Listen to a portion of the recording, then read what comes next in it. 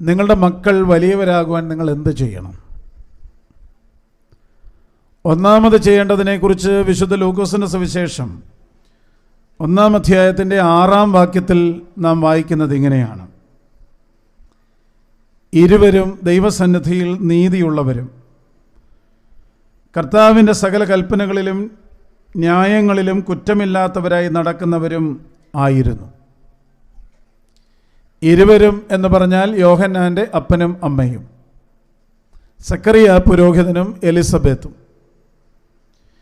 ദൈവസന്നിധിയിൽ നീതിയുള്ളവരും കർത്താവിൻ്റെ സകല കൽപ്പനകളിലും ന്യായപ്രമാണങ്ങളിലും കുറ്റമില്ലാത്തവരായി നടക്കുന്നവരുമായിരുന്നു. അവർക്ക് കിട്ടിയ മകനാണ് യോഹന്നാൻ. അതിൻ്റെ അർത്ഥം എന്നാണ്? മകനും മകളും എന്താകണമെന്നുള്ളതിൻ്റെ നിശ്ചയം ദൈവത്തിൻ്റേതാണ്. എന്നാൽ ആ ദൈവനിശ്ചയത്തോട് എങ്ങനെ അപ്പനും അമ്മയും പ്രതികരിക്കുന്നു എന്നുള്ളത്, എങ്ങനെ അവർ ജീവിക്കുന്നു എന്നുള്ളത് വളരെ പ്രധാനപ്പെട്ട ഒരു കാര്യമാണ്. ഒരാളുടെ പേഴ്സണാലിറ്റി, ഒരാളുടെ വ്യക്തിത്വം 2 പ്രധാന ഘടകങ്ങളെ ആശ്രയിച്ചാണ് ഇരിക്കുന്നത് എന്ന് മനഃശാസ്ത്രം പഠിപ്പിക്കുന്നുണ്ട്. അതിലൊന്നാമത്തേത് ഹെറിഡിറ്റി എന്ന് പറയും, പാരമ്പര്യം. രണ്ടാമത്തേത് ഒരാളുടെ എൻവയോൺമെൻറ്റ്, പരിസ്ഥിതി. പാരമ്പര്യം എന്ന് പറഞ്ഞാൽ മാതാപിതാക്കളുടെ ജീനുകളിൽ നിന്ന്, ക്രോമസോമുകളിൽ നിന്ന് അടുത്ത തലമുറയിലേക്ക് സംവേദിപ്പിക്കപ്പെടുന്ന വ്യക്തിത്വത്തിൻ്റെ ചില ട്രെയ്റ്റ്സ്. അത് നമുക്കെല്ലാവർക്കുമുണ്ട്.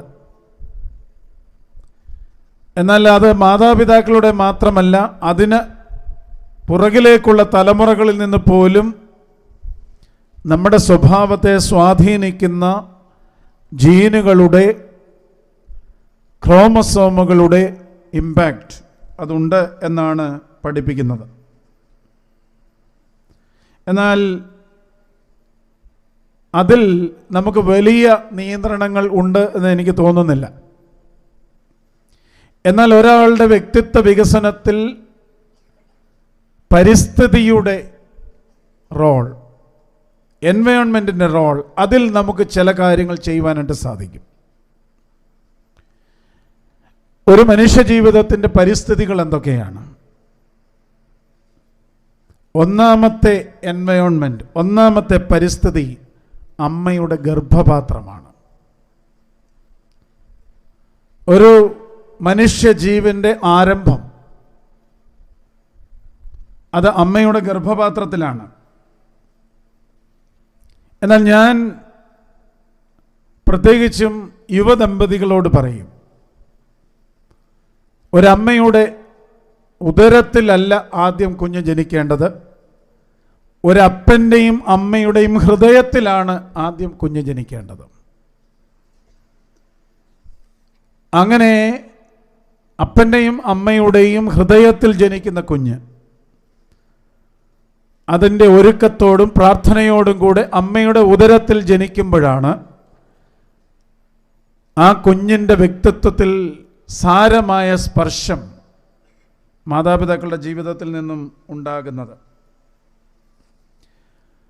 അതോടൊപ്പമാണ് ഗർഭിണിയായിരിക്കുന്ന ഒരു സ്ത്രീയുടെ ശാരീരിക, മാനസിക, ആത്മീക വ്യാപാരങ്ങൾ ഈ കുഞ്ഞിൻ്റെ വ്യക്തിത്വത്തെ ബാധിക്കും എന്നുള്ളത് നാം തിരിച്ചറിയേണ്ടത്. അതിൻ്റെ ഉദാഹരണമാണ് 2 അമ്മമാരുടെ കൂടിക്കാഴ്ച. അത് എലിസബത്തും മറിയമ്മുമായിരുന്നു. മറിയം 6 മാസം ഗർഭിണി, എലിസബത്ത് 6 മാസം ഗർഭിണി, മറിയം ഗർഭത്തിൻ്റെ ആദ്യ നാളുകൾ. ഈ 2 അമ്മമാർ തമ്മിൽ കൂടിക്കണ്ടപ്പോൾ എലിസബത്തിൻ്റെ ഉള്ളിലെ യോഹന്നാൻ, 6 മാസം പ്രായമായ യോഹന്നാൻ സന്തോഷം കൊണ്ട് തുള്ളിച്ചാടിയെങ്കിൽ അതിൻ്റെ അർത്ഥം എന്താ പ്രിയമുള്ളവരെ? ഒരമ്മയുടെ ചുറ്റുവട്ടങ്ങൾ, ഒരമ്മയുടെ മാനസിക വ്യാപാരങ്ങൾ, ഒരമ്മയുടെ സന്തോഷം, ദുഃഖം, ഇതൊക്കെ ഒരു കുഞ്ഞിന് അമ്മയുടെ ഉദരത്തിൽ നിന്ന് തന്നെ ഗ്രഹിക്കുവാൻ സാധിക്കും എന്നാണ് സയൻസിന് ഇത് തെളിയിക്കുവാൻ 20 നൂറ്റാണ്ടേലും വേണ്ടി വന്നു. സഭയ്ക്ക് അത് വിശ്വസിക്കുവാൻ ആദിമ നൂറ്റാണ്ടിൽ തന്നെ സാധിച്ചു. അതുകൊണ്ട് എന്നെ കേൾക്കുന്ന എല്ലാ സ്ത്രീകളും, എല്ലാ അമ്മമാരും, അമ്മമാരാകാൻ പോകുന്നവരും പ്രത്യേകം ശ്രദ്ധിക്കണം. നിങ്ങളുടെ ഗർഭപാത്രം വിശുദ്ധ ത്രോണോസ് പോലെ വിശുദ്ധമായി സൂക്ഷിക്കണം. നിർഭാഗ്യവശാൽ ലോകത്തിൽ ഇന്ന് ഏറ്റവും കൂടുതൽ കൊലപാതകങ്ങൾ നടക്കുന്ന ഇടത്തിൻ്റെ പേരാണ് ഗർഭപാത്രം.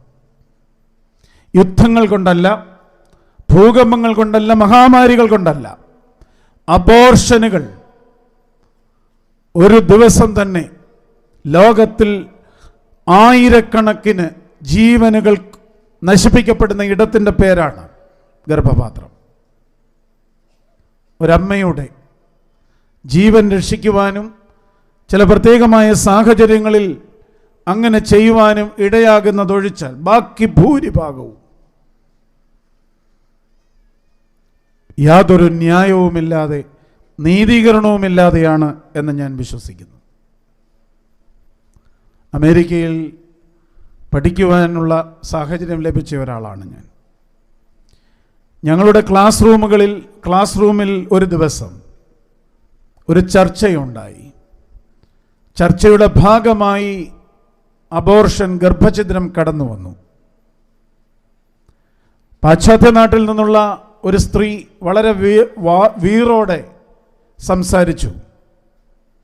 This is my body, I can do whatever I want to do എന്നവർ വളരെ ശക്തമായി ബാധിച്ചു. ഇതെൻ്റെ ശരീരമാണ്, എനിക്ക് എന്തും ഈ ശരീരത്തിൽ ചെയ്യാമെന്ന്. 2 പ്രശ്നമാണ് ഞാൻ ആ ചർച്ചയിൽ ഉന്നയിച്ചത്. ഞാൻ പറഞ്ഞു, നിന്റെ ശരീരത്തിൽ നിനക്ക് എന്തും ചെയ്യാമോ? ആരാ നിനക്കതിനുള്ള സ്വാതന്ത്ര്യം തന്നത്? രണ്ടാമത്തേതാണ് പ്രധാന ചോദ്യം. ഈ കുഞ്ഞ് ജനിക്കണ്ടെന്നും ജീവിക്കണ്ടെന്നും തീരുമാനിക്കാൻ നീ ആരാണ്? What is the right of that foetus to be born and to live? ജനിക്കുവാനും ജീവിക്കുവാനും അവകാശം നിഷേധിക്കുവാൻ നിനക്കെന്താണ് സ്വാതന്ത്ര്യം? ഈ ചോദ്യം ഞാൻ ആ ക്ലാസ് റൂമിൽ ചോദിച്ച ഒരാളാണ്. ഞാൻ പറയുവാനായിട്ട് ശ്രമിച്ചത്, ഒരു മനുഷ്യനെ വലുതാക്കുന്നത്, ഒരു മനുഷ്യൻ എന്താകുന്നു എന്ന് തീരുമാനിക്കുന്ന ഒരിടമാണ് ഗർഭപാത്രം, അമ്മയുടെ ഉദരം. അതൊരു ത്രോണോസ് പോലെ വിശുദ്ധമായി സൂക്ഷിക്കേണ്ടതാണെന്നാണ് ഞാൻ പറഞ്ഞത്. അതുകൊണ്ട് അപ്പനും അമ്മയും എന്താണ് എന്നുള്ളത് വളരെ പ്രധാനപ്പെട്ടതാണ്. രണ്ടാമത്തെ അന്തരീക്ഷം കുട്ടി ജനിച്ചു വളരുന്ന വീടാണ്. അത് വളരെ പ്രധാനപ്പെട്ട ഒരു അന്തരീക്ഷമാണ്. ശ്രദ്ധിക്കാതെ പോകുന്നു ഈ അന്തരീക്ഷത്തെക്കുറിച്ച് ഈ കാലഘട്ടത്തിലെ വീടുകളിൽ. യോഹന്നാന്റെ ഭവനാന്തരീക്ഷം വേദപുസ്തകത്തിൽ അങ്ങനെ വ്യാഖ്യാനിക്കുന്നൊന്നുമില്ല എങ്കിലും, വിശദീകരിക്കുന്നില്ല എങ്കിലും നമുക്ക് വായിച്ചെടുക്കാം വരികളുടെ ഇടയിലൂടെ. പുരോഹിതനായ സക്കറിയായുടെ വീട്ടിൽ തീർച്ചയായും പ്രാർത്ഥനയുണ്ടായിരുന്നു. നീതിയുള്ള ജീവിതം അവർ നയിച്ചിരുന്നു, അത് വേദപുസ്തകം പറയുന്നുണ്ട്. കർത്താവിൻ്റെ കൽപ്പനകൾ അനുസരിച്ച് ജീവിതം ക്രമീകരിച്ച ഒരു വീട്. പ്രിയമുള്ളവരെ, ഈ കാലഘട്ടത്തിൽ നാം ചോദിക്കേണ്ട ചോദ്യം, നമ്മുടെ ഭവനത്തിൻ്റെ അന്തരീക്ഷം നമ്മുടെ കുഞ്ഞുങ്ങളെ സഹായിക്കുന്നുണ്ടോ?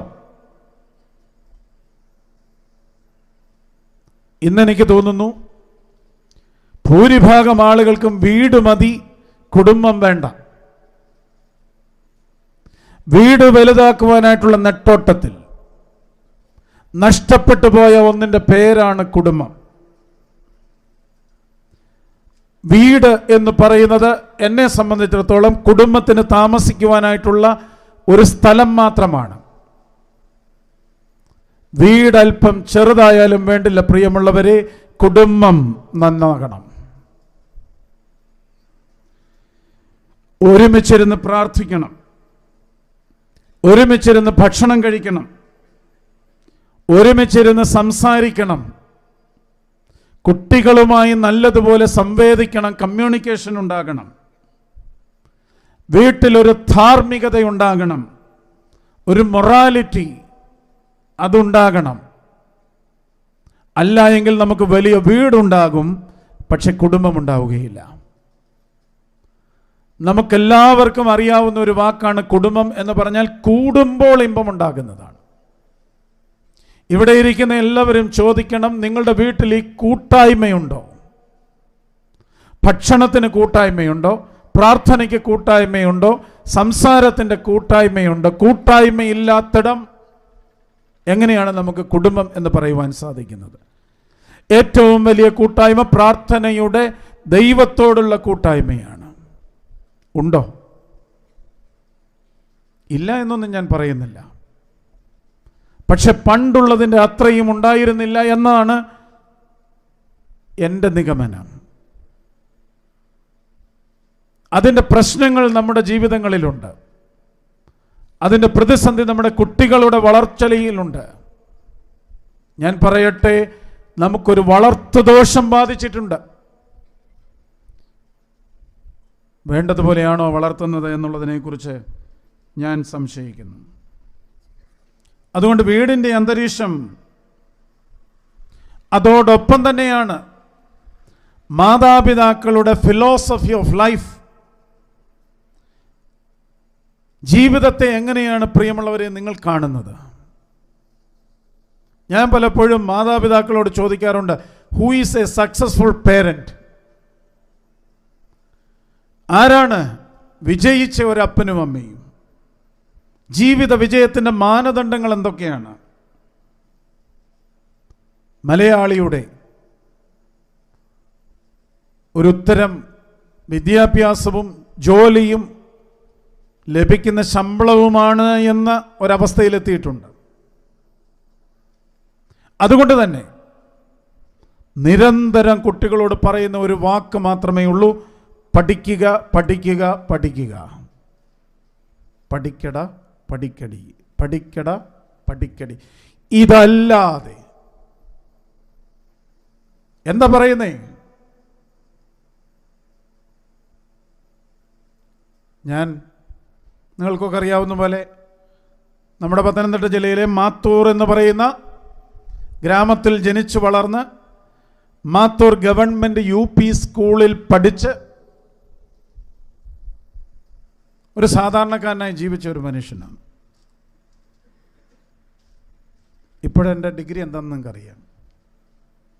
ദൈവകൃപയാൽ എനിക്കൊരു ഡോക്ടറേറ്റ് ഉണ്ട്. അമേരിക്കയിൽ പോയി ഞാൻ ഡോക്ടറേറ്റ് ചെയ്തയാളാണ്.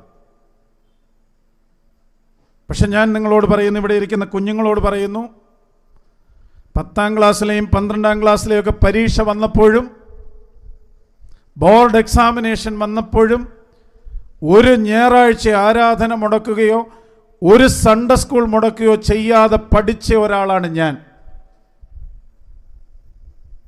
ഈ കാലഘട്ടത്തിലെ മാതാപിതാക്കൾ കുഞ്ഞുങ്ങളോട് പറഞ്ഞു കൊടുത്തുകൊണ്ടിരിക്കുന്നത്, പരീക്ഷ വന്നാൽ പള്ളിയിൽ പോകണ്ട, പരീക്ഷ വന്നാൽ സൺഡേ സ്കൂളിൽ പഠിക്കണ്ട, പഠിക്കട, പഠിക്കടി, പഠിക്കട, പഠിക്കടി. എവിടെ വരെ പോകുമെന്നാണ് നിങ്ങളുടെ വിചാരം? അപ്പോൾ അതുകൊണ്ട് മാതാപിതാക്കളുടെ ജീവിതത്തിൻ്റെ ദർശനം ഇത് വളരെ പ്രധാനപ്പെട്ടത്. നിങ്ങൾ എന്താണ് ജീവിതത്തെക്കുറിച്ച് നിങ്ങളുടെ കുഞ്ഞുങ്ങളോട് പറഞ്ഞു കൊടുത്തുകൊണ്ടിരിക്കുന്നത്? ജീവിത വിജയത്തിന് എന്ത് വേണമെന്നാണ് നിങ്ങൾ കുഞ്ഞുങ്ങളോട് പറഞ്ഞു കൊടുത്തുകൊണ്ടിരിക്കുന്നത്? പണമാണോ? പണം വേണ്ട എന്ന് ഞാൻ പറയില്ല. എന്നാൽ പണത്തിന് അങ്ങേപ്പുറത്തേക്ക് ചിലത് നൽകുവാനും ചിലത് നേടുവാനുമുണ്ട്. അതിൽ മാത്രമേ ജീവിതം വിജയിക്കൂ എന്ന് പറഞ്ഞു കൊടുത്തുകൊണ്ടിരിക്കണം പ്രിയമുള്ളവരെ. ഞാൻ പല സ്ഥലങ്ങളിലും പറഞ്ഞത് നിങ്ങൾ കേട്ടിട്ടുണ്ട്. ഈ കഴിഞ്ഞ ദിവസവും ഒരു ഇൻ്റർവ്യൂ, അതിൻ്റെ ഭാഗം കട്ട് ചെയ്തിപ്പം ആളുകൾ സർക്കുലേറ്റ് ചെയ്തുകൊണ്ടിരിക്കുന്നുണ്ട്. അതിൽ ഞാൻ പറഞ്ഞു, ഇപ്പം നിങ്ങളോടും പറയുന്നു, ഏറ്റവും കുറഞ്ഞത് ഒരു കാര്യം കൂടെ എങ്കിലും പഠിപ്പിക്കണം. എന്നെ കൂടെ നോക്കിക്കോണേന്ന്. ഏറ്റവും കുറഞ്ഞത് ഒരു കാര്യം കൂടെ എങ്കിലും കുഞ്ഞുങ്ങളെ പറഞ്ഞ് പഠിപ്പിക്കണം. അപ്പനെയും അമ്മയും മോനെ മോളെ നോക്കിക്കൊള്ളണമെന്ന്. വല്ലാത്ത ഒരു കാലമാണ്. എനിക്ക് പ്രതിവിധിയൊന്നും പറയുവാനായിട്ട് സാധിക്കില്ല.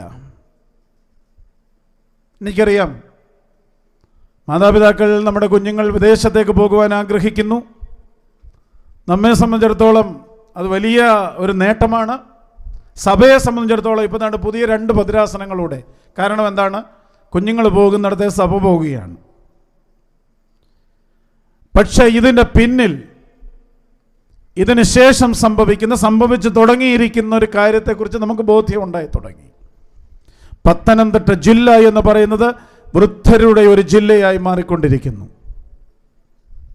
നോക്കാൻ ആരുമില്ലാത്തത് കൊണ്ട് തന്നെയാകാം ഞാൻ തുമ്പമൺ ഭദ്രാസനത്തിൽ ചുമതലയെടുത്തപ്പോൾ 3 വൃദ്ധമന്ദിരങ്ങൾ ഇപ്പോൾ ഈ ഭദ്രാസനത്തിലുണ്ട്. കോവിഡിൻ്റെ സമയം എന്നെ വല്ലാതെ വേദനിപ്പിച്ച ചില സംഭവങ്ങളുണ്ട്. അതിലൊരു സംഭവം, ബാംഗ്ലൂരിൽ മാതാപിതാക്കളുടെ ഏതാനും കിലോമീറ്റർ അകലെ ഒരു മകനും മകളും, അവർ 2 പേരും 2 വീടുകളിൽ കുടുംബമായി താമസിക്കുന്നുണ്ടായിരുന്നു. കോവിഡിൻ്റെ 2ാമത്തെ വേവ് ബാംഗ്ലൂരിൽ അതിശക്തമായി അടിച്ച് അധികം ആളുകൾ മരിച്ചു. ബാംഗ്ലൂരിൽ ഞാൻ ചുമതലയുണ്ടായിരുന്നപ്പോൾ അവിടുത്തെ പള്ളികളിൽ കോവിഡ് റെസ്പോൺസ് ടീമുകളെ സൃഷ്ടിച്ചു. പ്രത്യേകിച്ച് നമ്മുടെ യുവജനങ്ങളായിരുന്നു. അവർ ഈ PPE കിറ്റൊക്കെ ഇട്ട് ഭക്ഷണം എത്തിക്കേണ്ടടുത്ത് ഭക്ഷണവും, മരുന്നെത്തിക്കേണ്ടടുത്ത് മരുന്നും എത്തിച്ച്, ഉപകരണങ്ങൾ എത്തിക്കേണ്ടടുത്ത് അവരുടെ ജീവൻ തൃണവൽക്കരിച്ചവർ സഞ്ചരിച്ചു. വീടിനകത്ത് കയറില്ല, റെസ്ട്രിക്ഷൻസ് ഉണ്ട്. പോലീസിൻ്റെ സഹായത്തോടെ അവർ വീടിൻ്റെ പടിക്കൽ വരെ ഇതൊക്കെ എത്തിച്ചു. ഞാൻ മുമ്പ് പറഞ്ഞ മാതാപിതാക്കളുടെ മക്കൾ ഏതാനും കിലോമീറ്ററുകൾ അകലെ ബാംഗ്ലൂർ പട്ടണത്തിൽ താമസിച്ചിട്ടും ഒരു നേരം പോലും അപ്പൻ്റെയും അമ്മയുടെയും വാതിൽക്കൽ ഇതെത്തിക്കുവാൻ കഴിഞ്ഞില്ല എന്നുള്ളത് എൻ്റെ ഹൃദയം തകർത്ത ഒന്നാണ്. അപ്പോൾ എന്താണ് നാം പഠിപ്പിക്കേണ്ടത്? പഠിക്കടി, ജോലി കിട്ടട്, വലിയ വീട് വെക്കണം, പണം സമ്പാദിക്കണമെന്ന് മാത്രമല്ല പ്രിയമുള്ളവരെ, പഠിപ്പിക്കണം എന്നെ കൂടെ നോക്കിക്കൊള്ളണമേ എന്ന്. എനിക്കറിയില്ല അതെങ്ങനെയാണ് ചെയ്യേണ്ടതെന്ന്, പക്ഷേ അതൊരു ഉത്തരവാദിത്തമാണെന്നാണ് എൻ്റെ വിചാരം. ഒരു ചെറുപ്പക്കാരൻ എന്നോട് വല്ലാത്ത ഒരു ചോദ്യം ചോദിച്ചു ഞാൻ ഈ വിഷയം പറഞ്ഞപ്പോൾ. അവൻ എന്നോട് ചോദിച്ചൊരു ചോദ്യം ഇതാണ്: തിരുമേനി, ലോകത്തിലെ ഏതെങ്കിലും ജീവജാലങ്ങൾ സ്വന്തം അപ്പനെയും അമ്മയും നോക്കാറുണ്ടോ എന്ന് അവൻ ചോദിച്ച ചോദ്യമാണ്. Is there any species in the world to take care of their parents എന്ന് എന്നോടൊരു ചോദ്യം ചോദിച്ചു. എനിക്ക് ദൈവം അന്നേരം തോന്നിച്ച ഉത്തരം എന്താണെന്നറിയോ? എനിക്ക് ശരിക്കും പറഞ്ഞാൽ എൻ്റെ കാല് മുതൽ തലവരെ പെരുത്തുന്നു ആ ചോദ്യം കേട്ടപ്പോൾ. ഞാൻ അവനോട് തിരിച്ചൊരു ചോദ്യം ചോദിച്ചു: എടാ മോനെ, ലോകത്തിലെ ഏതേലും ജീവജാലങ്ങളിൽ ഇതുപോലെ മക്കളെ നോക്കുന്ന അപ്പനും അമ്മയും ഉണ്ടോടാന്ന് ഞാൻ ചോദിച്ചു. ഉണ്ടോ? അപ്പോൾ അതുകൊണ്ട് നിങ്ങൾ നിങ്ങളുടെ കുട്ടികൾക്ക് നൽകുന്ന ജീവിതത്തിൻ്റെ തത്വശാസ്ത്രം എന്താണ്? എന്താണ് നിങ്ങളവരെ പഠിപ്പിക്കുന്നത്? അത് കിട്ടുന്ന അന്തരീക്ഷമാണ് നമ്മുടെ ഭവനം. ഈ തുമ്പമൺ ഭദ്രാസനത്തിൻ്റെ ചുമതലയേറ്റെടുത്ത് ഞാൻ ഭദ്രാസനത്തിൻ്റെ വിവിധ മേഖലകളിൽ സഞ്ചരിക്കുമ്പോൾ ഇപ്പോൾ എൻ്റെ മുമ്പാകെ വരുന്ന പ്രധാനമായിട്ടുള്ളൊരു നിർദ്ദേശം, തിരുമേനി, നമുക്ക് കുറെ കൂടെ വളരെ ഡീസൻ്റായിട്ടുള്ള വൃദ്ധഭവനങ്ങൾ ഉണ്ടാക്കാമെന്നാണ്. പണം ഞങ്ങൾ തരാൻ തിരുമേനി, ഒരു സംവിധാനം ഉണ്ടാക്കിയാൽ മതി.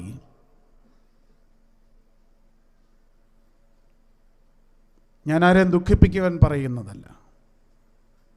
നമ്മൾ പണ്ട്, അല്ലെങ്കിൽ മക്കൾ വിദേശത്തേക്ക് മൈഗ്രേറ്റ് ചെയ്ത് ഞാൻ കേട്ടിട്ടുണ്ട്. പോയി കണ്ട് തിരിച്ചു വരുമ്പോൾ പള്ളി കഴിഞ്ഞ് മുറ്റത്ത് നിന്ന് വാചാലരായി സംസാരിക്കുന്നത് ഞാൻ കേട്ടിട്ടുണ്ട്. അവിടെ അവനോ വീടിൻ്റെ മുറ്റത്ത് 3 കാറാ, എന്തൊരു വലിയ വീടാ, എന്തൊരു സൗകര്യമാ. അഭിമാനത്തോടെ സംസാരിച്ചു, സന്തോഷം. 2ാം പ്രാവശ്യം പോയിട്ട് വന്നപ്പോഴും സംസാരിച്ചു. 3ാം പ്രാവശ്യം പോയിട്ട് വന്നപ്പോൾ സംസാരത്തിൻ്റെ ശക്തി കുറഞ്ഞു. അപ്പോഴാണ് മനസ്സിലായത് ഇനി ഇവൾ തിരികെ വരികയില്ല എന്ന്. നോക്കാൻ ആരും ഉണ്ടാവുകയില്ല എന്ന് അപ്പോഴാണ് തിരിച്ചറിഞ്ഞത്. അത് വല്ലാത്തൊരു വേദനയാണ്. അതുകൊണ്ട് നമ്മുടെ ഭവനങ്ങളിലെ ഫിലോസഫി ഓഫ് ലൈഫ്, ജീവിതത്തിൻ്റെ ദർശനം, അത് പണമല്ല, അത് പദവിയല്ല, അത് ശ്രേഷ്ഠമായ ജീവിതവും കടമകളും കൂടെയാണ് എന്ന് പറഞ്ഞു മനസ്സിലാക്കാത്തിടത്തോളം കാലം നമ്മൾ പരാജയപ്പെടും എന്നാണ് എൻ്റെ വിചാരം. മൂന്നാമത്തെ അന്തരീക്ഷമാണ് പള്ളി. ഞാൻ അതിനെക്കുറിച്ച് പറഞ്ഞു. പള്ളി എന്ന് പറയുന്ന ഒരു അന്തരീക്ഷമാണ് പ്രിയമുള്ളവരെ. ഞാൻ പറഞ്ഞില്ലേ, എന്നെയൊക്കെ ഞാനാക്കിയതിൻ്റെ വിവിധ ഘടകങ്ങളിൽ ഒന്ന് തുമ്പമണേറം സെൻറ് ജോർജ് പള്ളിയാണ്. പള്ളിയിൽ വളർന്ന ഒരാളാണ് ഞാൻ. ശരിക്കും ചപ്പാത്തി ഉണ്ടാക്കാൻ പഠിച്ചതുപോലും പള്ളിയിലാണ്. ഇവിടെ ഇരിക്കുന്ന പ്രായമുള്ളവർക്കറിയാം, കാടമ്പലാവിലെ തോമസ് അച്ഛൻ എന്ന് പറഞ്ഞ വളരെ വിശുദ്ധനായ ഒരു പുരോഹിതൻ ഞങ്ങളുടെ പള്ളിയിൽ വന്നു വികാരിയായി. കുറച്ച് പേർക്കെങ്കിലും അദ്ദേഹത്തെ അറിയാം. അദ്ദേഹത്തിന് ഭവനങ്ങളിൽ നിന്ന് വൈകിട്ട് ഭക്ഷണം വേണ്ട. മദ്ബഹായിൽ കയറുന്ന ഞങ്ങളോട് അച്ഛൻ ഒരു ദിവസം ചോദിച്ചടാ, ഒരു 2 ചപ്പാത്തി ഉണ്ടാക്കി തരാമോ? വൈകിട്ട് അച്ഛന് 2 ചപ്പാത്തി, ഒരു കട്ടൻ ചായ, 4 സ്പൂണ് പഞ്ചസാരയിട്ട് കപ്പലണ്ടി വറുത്തത് കിട്ടുമെങ്കിൽ ഞങ്ങളുടെ മാത്തൂർ ജംഗ്ഷനിൽ നിന്നോ ഓമല്ലൂരിൽ പോയോ ഞങ്ങൾ സംഘടിപ്പിക്കും. ഇത് മതി അച്ഛന് വൈകിട്ടത്തെ ഭക്ഷണം. അത് വീട്ടിൽ നിന്ന് വേണ്ട. ഞങ്ങളോട് ചോദിച്ചു, നിങ്ങൾക്ക് 2 ചപ്പാത്തി ഉണ്ടാക്കി തരാമോ? അങ്ങനെയാണ് ചപ്പാത്തി ഉണ്ടാക്കാൻ തുടങ്ങിയത് പള്ളിയിൽ. ഞാനത് തമാശ ആയിട്ട് എപ്പോഴും പറയാറുണ്ട്. ഈ ചപ്പാത്തി എത്ര പരത്തിയിട്ടും ആഫ്രിക്കയുടെ ഷേപ്പിലേ വരത്തുള്ളൂ. നമുക്കറിയാമല്ലോ. ഇതിനൊരു ഷേപ്പ് ഉണ്ടാക്കിയെടുക്കാനായിട്ട് പെട്ട പാട്. ബുദ്ധിമാന്മാരായ ഞങ്ങളൊരു പരിഹാര മാർഗം കണ്ടുപിടിച്ചു. ചപ്പാത്തി പരത്തിയിട്ട് ചോറ്റുപാത്രം എടുത്ത് അതിൻ്റെ മുകളിൽ പ്രസ് ചെയ്ത് സൈഡിൽ നിന്ന് മുറിച്ച് കളഞ്ഞ് ചപ്പാത്തി ഉണ്ടാക്കിക്കൊണ്ട് ചെന്നപ്പോൾ അച്ഛൻ വാതുറന്ന് നോക്കിയിരിക്കും, ഉമരി ഷേപ്പിൽ ഇതെങ്ങനെ ഉണ്ടാക്കിയെന്ന്. ഇങ്ങനെ പള്ളിയിൽ ചപ്പാത്തി ഉണ്ടാക്കിയും പള്ളി കഴുകിയും പള്ളി തൂത്തും പള്ളി വൃത്തിയാക്കിയും ജീവിച്ച ഒരു മനുഷ്യനാ പ്രിയമുള്ളവരെ ഞാൻ. നിങ്ങളെന്തോ നിങ്ങളുടെ കുട്ടികളോട് പറയുന്നേ? പള്ളിയിൽ പോകുന്ന സമയം വേസ്റ്റ് ആണെന്നല്ലേ? പള്ളിയിൽ സ്പെൻഡ് ചെയ്യുന്ന സമയം വേസ്റ്റ് ആണെന്നാണോ പറഞ്ഞേ? അതോടെ സേവ് ചെയ്താൽ നീ പഠിക്കുമെന്നാണോ പറയുന്നേ? അതോടെ സേവ് ചെയ്ത് പഠിച്ചാൽ നീ വലുതാകുമെന്നാണോ പറയുന്നത്? ആകില്ല. എന്നോട് ക്ഷമിക്കണം, ഞാൻ പറയുക അത് ആകില്ല, വലുതാകില്ല, വല്ലതായി പോവും. അതുകൊണ്ട് പരീക്ഷ വന്നാലും എൻട്രൻസ് കോച്ചിങ് ഉണ്ടായാലും ട്യൂഷൻ ഉണ്ടായാലും ഞായറാഴ്ച പള്ളി വിട്ട് ഒരു ജീവിതം വേണ്ട എന്ന് നമ്മുടെ കുട്ടികളെ നാം പഠിപ്പിക്കണം. എനിക്ക് പള്ളിയെക്കുറിച്ച് കുറേ കാര്യങ്ങൾ പറയുവാനായിട്ടുണ്ട്. യുവജനങ്ങളോട് ഞാനൊരു സൂചന മാത്രമാണ് ഈ ദിവസങ്ങളിൽ പറഞ്ഞുകൊണ്ടിരിക്കുന്നത്. നിത്യജീവന്റെ ഉറവിടം, നിത്യജീവനിലേക്ക് പ്രവേശിക്കുന്നവൻ പള്ളിയും പള്ളി പരിസരവും വിശുദ്ധിയോടെ സൂക്ഷിക്കണമെന്ന് അതുകൊണ്ടാണ് ഞാൻ പറയുന്നത്. യേശു ക്രിസ്തു സ്ഥാപിച്ചത് സഭയാണ്. ആ സഭയുടെ ആരാധനയില്ലാതെ ഒരാളും സ്വർഗരാജ്യത്തിൽ പ്രവേശിക്കുകയില്ല. ആരാധനയ്ക്ക് വിരുദ്ധമായി പള്ളിയെയും പള്ളിയുടെ പരിസരത്തെയും ഉപയോഗിക്കുന്നവരുണ്ടെങ്കിൽ നിത്യജീവനിൽ നിന്ന് അകന്നു പോകും. അതുകൊണ്ടാണ് പ്രയാസപ്പെട്ടാണ് വിളിച്ചു കൂവിക്കൊണ്ടിരിക്കുന്നത്, പാടില്ല പാടില്ല ചില കാര്യങ്ങളെന്ന്. നമ്മളും ഈ കാലഘട്ടത്തിൽ നമ്മുടെ കുട്ടികളെയൊക്കെ പറഞ്ഞ് അതങ്ങ് പള്ളി ചെന്ന് പറഞ്ഞാൽ മതി. എന്താ എൻ്റെ അർത്ഥം? എന്തും പറയാവുന്ന സ്ഥലം പള്ളി. അതല്ല. ഞാൻ നമ്മുടെ വിഷയത്തിലേക്ക് തിരിച്ചു വരട്ടെ. പള്ളിയിൽ നിന്നും പള്ളി ആരാധനയിൽ നിന്നും പള്ളി പരിസരം ചുമ്മാതാണെങ്കിലും പറഞ്ഞു വിടണം. വൈകിട്ട് പോയി പള്ളിയിൽ നിന്ന് പോയി തിരികെത്തിച്ച് തിരിച്ചു വരട്ടെ. അഭിനന്ദനായി യൗസേബ് സിരിമീനയുടെ കാലത്താണ് ശക്തമായി പറഞ്ഞുകൊണ്ടിരുന്നത്, ലക്ഷങ്ങൾ കോടികൾ മുടക്കി പണിയുന്ന പള്ളികൾ 4 മണിക്കൂർ 5 മണിക്കൂർ ഞായറാഴ്ച മാത്രം തുറന്നാൽ പോരാ, പിന്നെയോ വൈകുന്നേരങ്ങളിൽ തുറക്കണമെന്നും തിരികെത്തിക്കണമെന്നും പ്രാർത്ഥിക്കണമെന്നും ശക്തമായി നമ്മെ പഠിപ്പിച്ച ഒരാളാണ് അഭിനന്ദനായ യൗസേബ് സിരിമേനി. അങ്ങനെ പള്ളികൾ വൈകിട്ടെങ്കിലും തുറക്കട്ടെ. നമ്മുടെ കുട്ടികളുടെ കൈപിടിച്ചൊക്കെ ഒന്ന് പോകാം പള്ളിയിലേക്ക്. ആ അന്തരീക്ഷത്തിൽ നിന്ന് മാറ്റിക്കളയരുത് എന്ന് വിനീതമായ അപേക്ഷയാണ്. അടുത്ത അന്തരീക്ഷമാണ് കുട്ടി പഠിക്കുന്ന സ്ഥാപനം, സ്കൂൾ അല്ലെങ്കിൽ കോളേജ്. മതമില്ലാത്ത ജീവിതത്തെക്കുറിച്ചൊക്കെയാണ് ഇന്ന് സംസാരിക്കുന്നത്. എല്ലാം റാഷണലാണ്, എല്ലാം സയൻറ്റിഫിക്കാണ്. ആർട്ടിഫിഷ്യൽ ഇൻ്റലിജൻസിൻ്റെ ഒരു കാലഘട്ടത്തിൽ ജീവിക്കുമ്പോൾ നമ്മുടെ കുട്ടികളോട് നമ്മൾ നിരന്തരം പറഞ്ഞു കൊടുത്തുകൊണ്ടിരിക്കണം.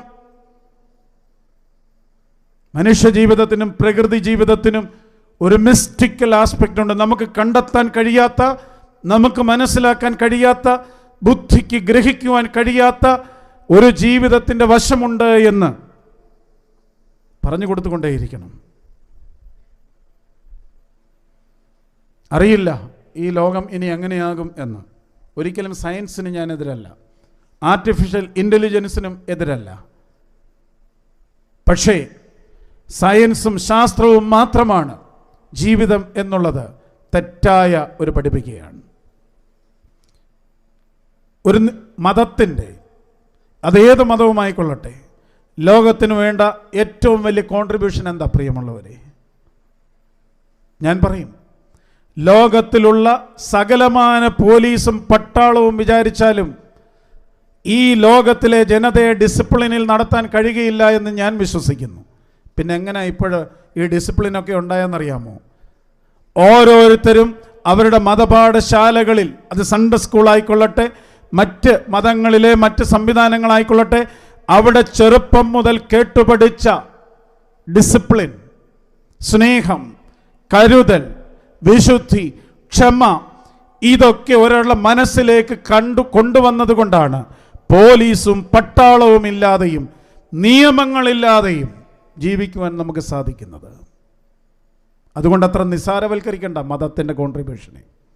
ചില ആളുകൾ ഘോരഘോരം പറയുന്നുണ്ട്, മതം വേണ്ട, റിലിജിയൻ വേണ്ട, പള്ളി വേണ്ട. കരുതലിൻ്റെയും കരുണയുടെയും സ്നേഹത്തിൻ്റെയും ക്ഷമയുടെയും ഡിസിപ്ലിൻ്റെയും പാഠങ്ങൾ നാം പഠിച്ചെടുത്തത് ഇവിടെ നിന്ന് തന്നെയാണ്. അതുകൊണ്ടാണ് വഴിവിട്ട് സഞ്ചരിക്കാതെ ഞാനും നിങ്ങളുമൊക്കെ, അല്ല പോലീസിനെ ഭയന്നിട്ടാണോ? തീർച്ചയായിട്ടും പോലീസും പട്ടാളമൊക്കെ വേണം, അതില്ലെങ്കിൽ നമ്മൾ വേഴ്സായി പോവും. പക്ഷെ അത് മാത്രമാണോ? അതല്ലെന്നാണ് എൻ്റെ വിചാരം. അതുകൊണ്ട് ഈ അന്തരീക്ഷം, കുടുംബം എന്ന് പറയുന്ന അന്തരീക്ഷം, അത് പഠിക്കുന്ന അന്തരീക്ഷം, ഇതൊക്കെ വളരെ പ്രധാനപ്പെട്ടതാണ്. അപ്പോൾ യോഹന്നാനെ കുറിച്ച് നാം ചിന്തിക്കുമ്പോൾ ഞാൻ പറയും, ഇതെല്ലാം ചേർന്ന ഒരു അന്തരീക്ഷത്തിലാണ് യോഹന്നാൻ വളർന്നത്. മാതാപിതാക്കളുടെ നീതിപൂർവമായ വിശുദ്ധിയോടെ പ്രാർത്ഥനയോടുകൂടി ഒരു ജീവിതം, കുടുംബത്തിലെ അന്തരീക്ഷം, ലഭ്യമായ മറ്റന്തരീക്ഷങ്ങളിൽ നിന്നൊക്കെ വലിയവനാകുവാനായിട്ടുള്ള ഒരു വലിയ ശക്തിയും പ്രേരണയും ലഭിച്ചവനാണ് യോഹന്നാൻ. നമ്മുടെ മക്കളെയും നമ്മുടെ കൊച്ചുമക്കളെയും വലിയവരാക്കുവാനായിട്ടുള്ള പ്രയാണത്തിൽ ഇത് വിസ്മരിച്ചു പോകരുത് എന്നുള്ളത് ഒന്നാമത് ഓർമ്മിപ്പിക്കട്ടെ. രണ്ടാമത്, വളരെ ശക്തമായ ഒരു സാന്നിധ്യം ഉണ്ടാകേണ്ടത് ആവശ്യമാണ്. വിശുദ്ധ ലൂക്കോസിൻ്റെ സുവിശേഷം 1-ാം അധ്യായത്തിൻ്റെ 10-ാം വാക്യം, ധൂപം കാട്ടുന്ന നാഴികയിൽ ജനസമൂഹമൊക്കെയും പുറത്ത് പ്രാർത്ഥിച്ചു കൊണ്ടിരുന്നു. ധൂപം കാട്ടുന്ന നാഴികയിൽ ജനസമൂഹമൊക്കെയും പുറത്ത് പ്രാർത്ഥിച്ചു കൊണ്ടിരുന്നു. സക്കറിയ പുരോഹിതന് ധൂപം കാട്ടുവാൻ ദേവാലയത്തിൽ പാർക്കുവാനായിട്ടുള്ള ടേൺ വന്നപ്പോൾ അദ്ദേഹം ദേവാലയത്തിൽ ധൂപാർപ്പണത്തിനായി പ്രാർത്ഥനയ്ക്കായിട്ട് ആ ദിവസങ്ങളിൽ അവിടെ താമസിക്കുകയാണ്. അദ്ദേഹം അവിടെ പ്രാർത്ഥിച്ചു കൊണ്ടിരുന്നപ്പോഴാണ് ദൂതൻ പ്രത്യക്ഷപ്പെട്ടതും വചനം നൽകിയതും. എന്നാൽ ആ സമയത്ത് ധൂപം കാട്ടുന്ന നാഴികയിൽ പ്രാർത്ഥിക്കുന്ന സമയത്തിൽ ജനം പുറത്ത് പ്രാർത്ഥിച്ചു കൊണ്ടിരുന്നു എന്ന് പറഞ്ഞാൽ അതിൻ്റെ അർത്ഥം എന്താണ്? ഒരാളെ വലിയവനാക്കുന്നതിൽ ജനത്തിന്, സഭയ്ക്ക്, സമൂഹത്തിന് ഒരു പങ്കുണ്ട് പ്രിയമുള്ളവരെ. കുടുംബ പ്രശ്നവുമായിട്ടൊക്കെ ഭാര്യ ഭർത്താക്കന്മാർ എൻ്റെ അടുക്കൽ വല്ലപ്പോഴും വന്നിരുന്ന് സംസാരിച്ചപ്പോൾ ഞാൻ വല്ലാതെ വിഷമിച്ചിട്ടുണ്ട്. ഈ സ്ത്രീയും ഈ മനുഷ്യനുമൊക്കെ എന്നെ നോക്കി പറയുക, അച്ഛ അല്ലെങ്കിൽ തിരുമേനി, ഞാൻ ഒറ്റയ്ക്ക് വളർത്തിക്കോളാം. അയാൾ പോന്നെ പോട്ടെ, അവൾ പോന്നെ പോട്ട് തിരുമേനി, ഞാൻ ഒറ്റയ്ക്ക് വളർത്തിക്കോളാം. ഞാൻ പറയുന്നു വളർച്ച നല്ല വളർച്ചയാകില്ല എന്ന്. അങ്ങനെ നിങ്ങൾ മാത്രം വിചാരിച്ചാൽ പോരാ, പിന്നെയോ ചുറ്റും നിൽക്കുന്ന സമൂഹം കൂടെ ഇതിനകത്തൊരു റോളുണ്ട്. അത് വളരെ കൃത്യമായി നിർവചിച്ചാണ് മാമോദീസ എന്ന് പറയുന്ന കൂദാശ സഭ ക്രമീകരിച്ച് വെച്ചിരിക്കുന്നത് തന്നെ. ആരാ പ്രിയമുള്ളവരെ മാമോദീസ മുക്കുന്നേ? സഭയാണ് മാമോദീസ മുക്കുന്നേ. ഇന്നത് പ്രൈവറ്റൈസ് ചെയ്തു. കുറച്ച് ആളുകളെ വിളിച്ച് മാമോദീസ ഒക്കെ നടത്തി ഒരു ഭക്ഷണമൊക്കെ കൊടുത്തു കഴിയുന്നുണ്ടെങ്കിൽ മാമോദീസ എന്ന വിചാരം. നമ്മുടെ സഭയുടെ പഠിപ്പിക്കലിൽ അതല്ല. അത് മനസ്സിലാക്കണമെങ്കിൽ തലത്തൊടുന്ന ആളാണ് ആരാണെന്ന് മനസ്സിലാക്കണം. ആരാ തലത്തൊടുന്നേ? നിങ്ങൾ പറയാറില്ലേ ഇത് എൻ്റെ അവകാശമാണെന്ന്? എന്തവകാശം? ഞാൻ അമ്മാച്ചനാ, അമ്മാവിയാ, വല്യപ്പനാ, വല്യമ്മയാ, ഇത് എൻ്റെ അവകാശമാണെന്ന്. എന്തൊരവകാശം? ഒരവകാശവും ഇല്ല. മാമോദീസയ്ക്ക് പറയാനൊക്കത്തോണ്ട് ഇവിടെ വന്ന് പറയുകയാണേ, തലത്തൊടാൻ പോകുന്നവർ നല്ലപോലെ പഠിച്ചിട്ടേ പോകാവൂ, ചുമ്മാ കയറി പോയേക്കരുത്. എൻ്റെ ദൈവമേ, ചിലത് വന്ന് പറയുന്നത് എന്തോ ചെയ്യുന്നതെന്തോ ഒരു എത്തും പിടിയില്ലാതെ ഇതിങ്ങനെ അവകാശമായിട്ട് വന്ന് ചോദിച്ച് വാങ്ങിക്കൊണ്ടിരിക്കുക. കൊടുത്തില്ലെങ്കിൽ അന്ന് വലിയ പൂരം, വലിയ ബഹളം ഉണ്ടാക്കും. എന്താ പ്രിയമുള്ളവർ, ഞാൻ പറയും ഇടത് കൈ കൊണ്ട് ഇടത് കൈയിൽ പിടിച്ച് മുഖം പടിഞ്ഞാറോട്ട് തിരിച്ചു നിർത്താൻ. ഇതിന് ഇടത് കൈയും അറിയത്തില്ല, വലത് കൈയും അറിയത്തില്ല, മുഖം എങ്ങോട്ട് തിരിക്കണമെന്നും അറിയത്തില്ല. ഞാൻ വന്നിരിക്കുക, ചുമ്മാ പോവല്ലേ. ഇനി പറഞ്ഞു കൊടുക്കുമ്പോഴോ മാമോദീസ മുങ്ങുന്ന, ശരിക്കും പറയാനറിയാവോ എന്തിനാ വന്നേ? ഇവിടെ ഇത് പറയാനൊക്കത്തുള്ളൂ, കാരണം മാമോദീസയ്ക്ക് വന്ന് പറഞ്ഞാൽ പിന്നെ വലിയ പ്രശ്നമാണല്ലോ.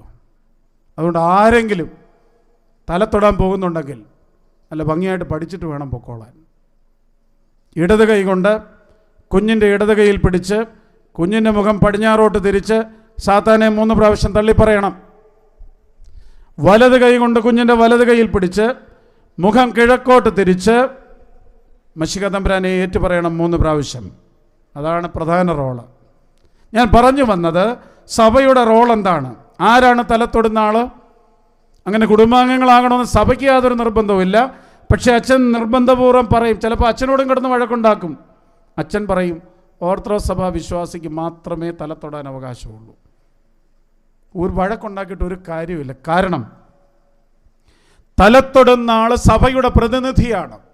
ഇത് മനസ്സിലാകണമെങ്കിൽ മാമോദീസ തൊട്ടിയിൽ നിന്നും കുഞ്ഞിനെ തലത്തൊടുന്ന ആളിൻ്റെ കയ്യിലേക്ക് കൊടുക്കുമ്പോഴുള്ള പ്രാർത്ഥന ശ്രദ്ധിക്കണം. പാട്ട് മാമോദീസ നീരിൽ നിന്നും കരേറി വരുന്ന ഈ കുഞ്ഞാടിനെ നീ ഏൽക്കുക പാവനയാം സഭയെന്ന് പറഞ്ഞ് അങ്ങോട്ട് കൊടുത്തപ്പോൾ തലത്തൊട്ടാൾ വാങ്ങി, സഭ വാങ്ങി, സഭയ്ക്ക് വേണ്ടി വാങ്ങി. അതാണ്.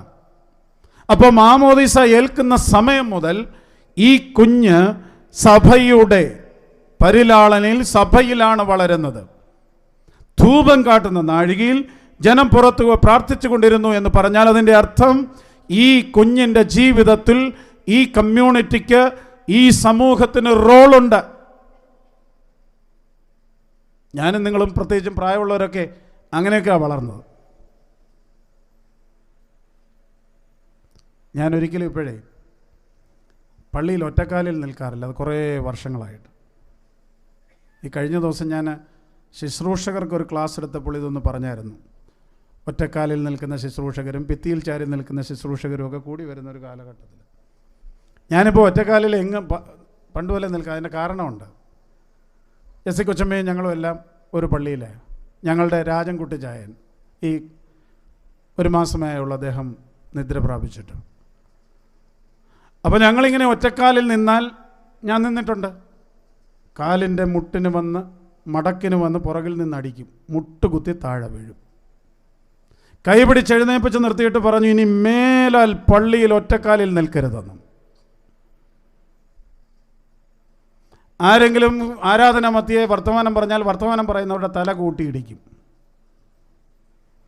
അദ്ദേഹത്തിൻ്റെ കണ്ണാടി കൊണ്ട് ഏറ് കിട്ടാത്ത കൊച്ചമ്മയ്ക്കും കിട്ടിയിട്ടില്ലയോ? ആരും ഉണ്ടെന്ന് തോന്നുന്നില്ല.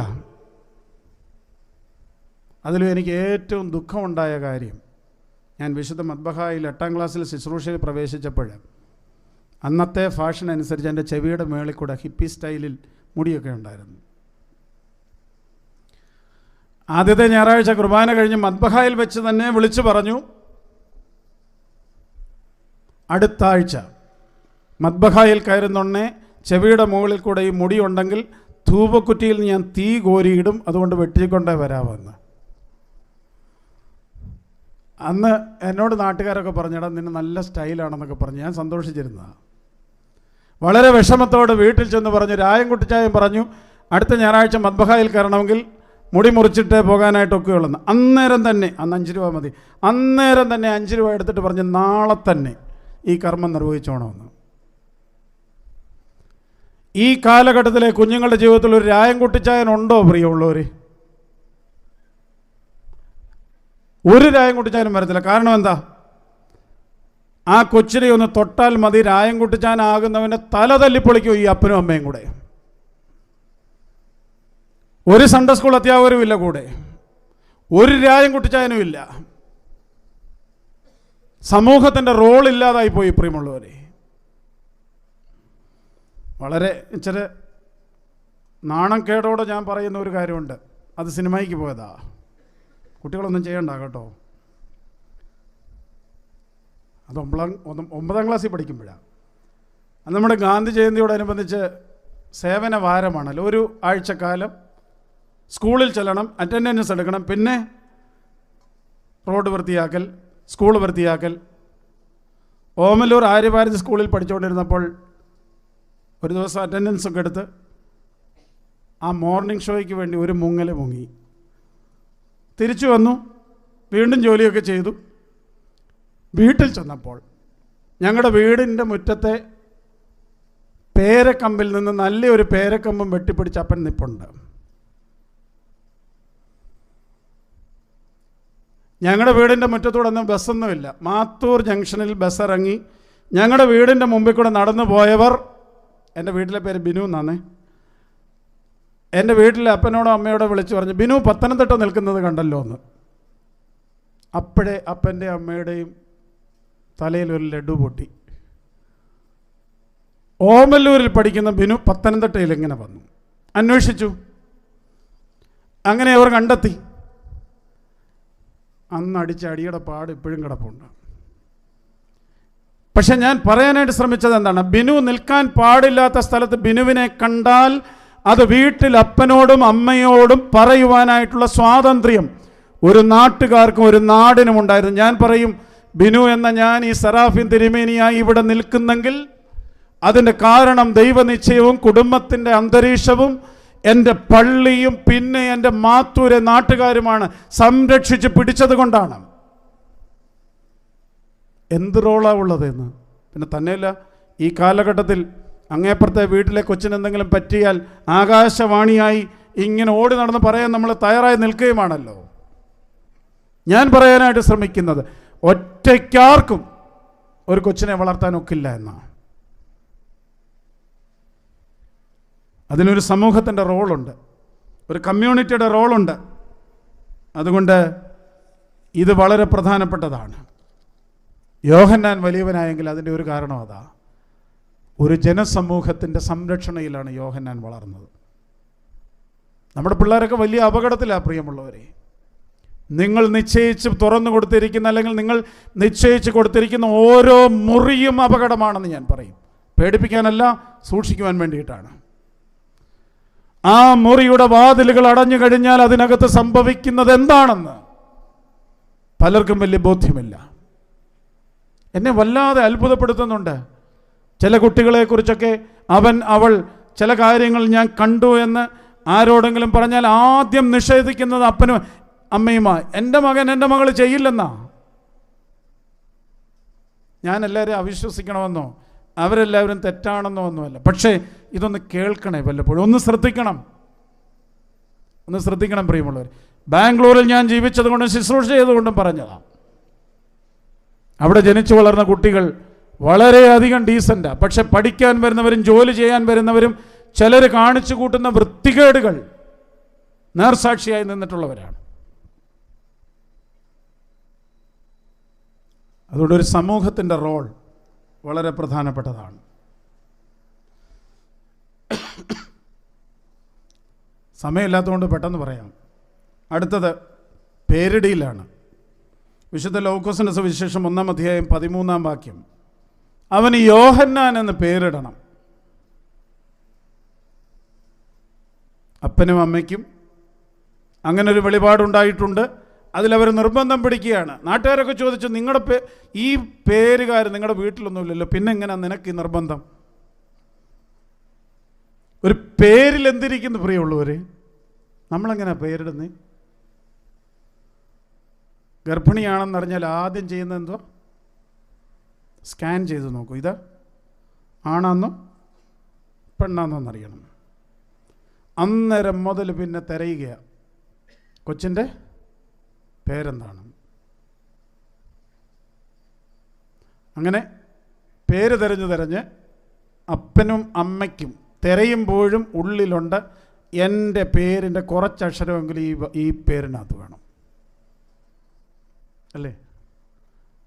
അങ്ങനെ അപ്പൻ്റെയും അമ്മയുടെയും പേരിലുള്ള കുറച്ച് അക്ഷരങ്ങളൊക്കെ ചേർത്ത് കൊച്ചിന് പേരിടും. ഒരർത്ഥവും ഇല്ല. അങ്ങനെയാണോ വീട്ടിൽ പേരിട്ടെന്ന് എനിക്കറിയത്തില്ല. പക്ഷേ ഒരു കാര്യത്തിൽ ഞങ്ങളുടെ വീട്ടിൽ പേരിട്ടതിനകത്ത് ഇതുപോലൊരു അന്വേഷണം ഉണ്ടായിരുന്നു.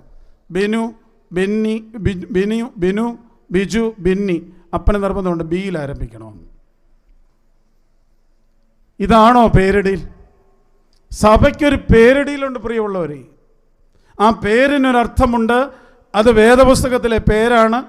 യോഹന്നാൻ എന്ന വാക്കിൻ്റെ അർത്ഥം യാഹ്വേ ഈസ് ഗ്രേഷ്യസ് എന്നാണ്. അർത്ഥമുള്ള പേര്. ആ പേരെപ്പോഴാണ് ഇടുന്നതെന്നറിയാവോ? എല്ലാം കണ്ടിട്ടുണ്ടോ? അത് മാമോദിസ കൂദാശയുടെ ഇടയ്ക്കാണ്. ആ പേരെഴുതുമ്പോൾ, മാമോദിസ കൂദാശയിൽ ആ പേര് പുസ്തകത്തിൽ എഴുതുമ്പോൾ ഉള്ള ഒരു പ്രാർത്ഥനയുണ്ട്. അതിൻ്റെ സമ്മറി ഞാൻ പറയാം. ഇവൻ്റെ അല്ലെങ്കിൽ ഇവളുടെ പേർ ഈ പുസ്തകത്തിൽ എഴുതുന്നതോടുകൂടി ജീവൻ്റെ പുസ്തകത്തിൽ ഈ പേരെഴുതപ്പെടണമേ എന്ന് പറഞ്ഞ് പ്രാർത്ഥിച്ച് രജിസ്റ്ററിൽ പേരെഴുതുന്ന ഒരു സഭയിലാണ് നാം ജീവിക്കുന്നത്. പക്ഷേ നമ്മൾ കുർബാനയ്ക്ക് കൊടുക്കുന്ന പേരതാണ്. എൻ്റെ മാമോദീസ, എൻ്റെ ജീവൻ്റെ പുസ്തകത്തിലെ പേര് ഏബ്രഹാം ആണെന്നിരിക്കെ എൻ്റെ കുർബാനയ്ക്ക് കൊടുക്കുന്ന പേര് ബിനു ആയാൽ പ്രശ്നമുണ്ടെന്നാണ് എൻ്റെ വിചാരം. ദൈവത്തിന് അറിയാൻ വയ്യാത്തത് കൊണ്ടൊന്നുമല്ല. പിന്നെയോ ഞാൻ പറയും, ദൈവാധീനമായി സ്വർഗരാജ്യത്തിൽ കമ്പ്യൂട്ടറൈസ്ഡ് ചെയ്യാത്തത് അല്ല. ജീവൻ്റെ പുസ്തകത്തിലെ പേര് ഏബ്രഹാം, കൊടുത്ത പാസ്വേഡ് ബിനു, റിജക്റ്റ് ചെയ്തുകൊണ്ടേ ഇരിക്കും. ഇത് കണക്റ്റഡ് അല്ല. അതുകൊണ്ട് ഈ കുർബാനയ്ക്ക് പേര് കൊടുക്കുമ്പോഴേ ഈ ജീവൻ്റെ പുസ്തകത്തിലെ പേര് കൊടുക്കണം. അല്ലാതെ ബിനു, ബിജു, ബിന്നി കൊടുത്തിട്ട് കാര്യമില്ല. ഏബ്രഹാം, ഐസക്, ജേക്കബ് കൊടുക്കണം. പിന്നെ സാന്ദർഭികമായി ഒന്ന് പറഞ്ഞോട്ടെ, എന്തെങ്കിലും കുത്തിക്കുറിച്ച് വെക്കല്ലേ. നിങ്ങൾ വിചാരിക്കുന്നുണ്ടോ ഈ കുർബാന ചൊല്ലുന്ന പുരോഹിതന് ഈ പേരെല്ലാം അറിയാവുന്ന? നിങ്ങൾ വൃത്തിയായും ഭംഗിയായും എഴുതി കൊടുത്താൽ ആ പേര് വായിക്കും. തുയോബോയ്ക്ക് കാസ പീലാസ പിടിച്ച് നിൽക്കുകയാണ്. നമ്മുടെ മുമ്പാകെ കുറേ പേരുകളുണ്ട്. നോക്കിക്കേ, ഞാൻ ഇവിടെ നിന്ന് നോക്കിയാൽ ഇതിലും താഴെയാണ് ത്രോണോസ്. ഇവിടെ നിന്ന് നോക്കിയാൽ എൻ്റെ കണ്ണ് പിടിക്കണം. ആ കണ്ണ് പിടിക്കുമ്പോൾ ഭംഗിയായി എഴുതി വെച്ചിട്ടില്ല എങ്കിൽ വായിക്കാനൊക്കില്ല പേര്. അതുകൊണ്ട് അതുകൂടെ ഞാൻ പറഞ്ഞിട്ട് പോവാം. എന്തെങ്കിലും എഴുതി എങ്ങനെയെങ്കിലും എഴുതി വെച്ചിട്ട് പോകരുതേ. കൃത്യമായി ഈ പേര്, ജീവൻ്റെ പുസ്തകത്തിലെ പേര് എഴുതി കൊടുക്കണം. അത് കൃത്യമായി ലെജിബിളായിട്ട് എഴുതണം. ഇംഗ്ലീഷോ മലയാളമോ ആയിക്കൊള്ളട്ടെ. നമ്മുടെ ഡൽഹി ഭദ്രാസനത്തിലെ സാം ഗബ്രിയേൽ അച്ഛൻ ഒരു നിർബന്ധം ഉണ്ടായിരുന്നു. വെറുതെ പേരെഴുതി വെച്ചിട്ട് പോയാലൊക്കില്ല. അച്ഛനെ വിളിച്ച് പറയണം, മറിയാമ്മ. എന്തിനാ മറിയാമ്മയുടെ പേരെഴുതിയെന്ന് അച്ഛൻ അറിയണം. അച്ഛൻ്റെ ആർഗ്യുമെൻ്റ് എന്താണ്? മറിയാമ്മയ്ക്ക് വേണ്ടി അവിടെ നിൽക്കുന്ന എല്ലാവർക്കും വേണ്ടി ഈ കുർബാനയിൽ പ്രാർത്ഥിക്കുന്നുണ്ട്. മറിയാമ്മയുടെ പേര് പ്രത്യേകം പ്രാർത്ഥിക്കണമെങ്കിൽ മറിയാമ്മയോ മറിയാമ്മയുടെ ബന്ധുക്കളോ വിളിച്ച് അച്ഛനോട് പറയണം, മറിയാമ്മയ്ക്ക് വേണ്ടി ഇന്ന കാര്യം പ്രാർത്ഥിക്കണമെന്ന്. അല്ലെങ്കിൽ എല്ലാവർക്കും വേണ്ടി പ്രാർത്ഥിക്കുന്നതെന്ന് അച്ഛൻ പറയുന്നത്. നമ്മളിത് ചുമ്മാ എഴുതി വച്ചിട്ട് പോവുകയാണ്. അതുകൊണ്ട് പേരിടുന്നതിനും പേരെഴുതുന്നതിനും പേരോർക്കുന്നതിനുമൊക്കെ ഒരു ക്രമമുണ്ട്. ക്രമം കെടുക്കുന്നതിൻ്റെ പേര് അക്രമം. നിങ്ങൾ പലരും ഇപ്പോൾ അക്രമമാണ് കാണിക്കുന്നത്. അതുകൊണ്ട് പേരിന് വളരെ പ്രാധാന്യമുണ്ട്. വലുതാകുന്നതിൻ്റെ കാര്യത്തിൽ അതുകൂടെ ഉണ്ട് എന്നുള്ളത് ഓർക്കുക. ഒരു കാര്യം കൂടെ പറഞ്ഞ് ഞാൻ അവസാനിപ്പിക്കാം. ആ യോഹന്നാൻ്റെ ജീവിതത്തിന് ഒരു പർപ്പസ് ഓഫ് ലൈഫ് ഉണ്ടായിരുന്നു. അവൻ മാതാപിതാക്കൾക്ക്, വിശുദ്ധ ലൂക്കോസിന്റെ സുവിശേഷം 1-ാം അധ്യായം 14 മുതൽ 18 വരെയുള്ള വാക്യങ്ങളിൽ, അവൻ മാതാപിതാക്കൾക്ക് സന്തോഷം നൽകും, അവൻ്റെ ജനനത്തിങ്കിൽ പലരും സന്തോഷിക്കും, മറ്റുള്ളവർക്കും സന്തോഷമാണ്. കർത്താവിൻ്റെ സന്നിധിയിൽ അവൻ വലിയവനാകും, അവൻ മീഞ്ഞും മദ്യവും കുടിക്കുകയില്ല. എല്ലാം വിശദീകരിക്കാനുണ്ട് കേട്ടോ, ഇതെല്ലാം വിശദീകരിക്കണ്ട. വീഞ്ഞും മദ്യം എവിടുന്ന ആദ്യം ഇപ്പോൾ കുടിക്കുന്നതെന്നറിയാമോ? എവിടുന്നാ? ആ സ്വന്തം വീട്ടിൽ നിന്നാണ്. അല്ലെങ്കിൽ ലൈവായല്ലേ, അല്ലെങ്കിൽ പള്ളിയിൽ നിന്നോ. ആദ്യത്തെ കുടി വീട്ടിൽ നിന്നോ പള്ളിയിൽ നിന്നോ ആണെന്നാണ് ഇപ്പോഴത്തെ റിപ്പോർട്ട്. അപ്പനും ഉപയോഗിക്കുന്ന അമ്മയും വീട്ടിൽ വാങ്ങി വച്ചിരിക്കുന്നത് കുടിച്ചു തുടങ്ങുന്നു. ക്രിസ്മസ് കരോളിനും അതിനോടനുബന്ധിച്ച പ്രവർത്തനത്തിലും ഒരു 7-ാം ക്ലാസ് മുതലുള്ളവൻ കുടിച്ചു തുടങ്ങുന്നു എന്ന് ചിലർ പറയുന്നത് തെറ്റാണെങ്കിൽ നിങ്ങൾ നിഗ്ലക്റ്റ് ചെയ്തു.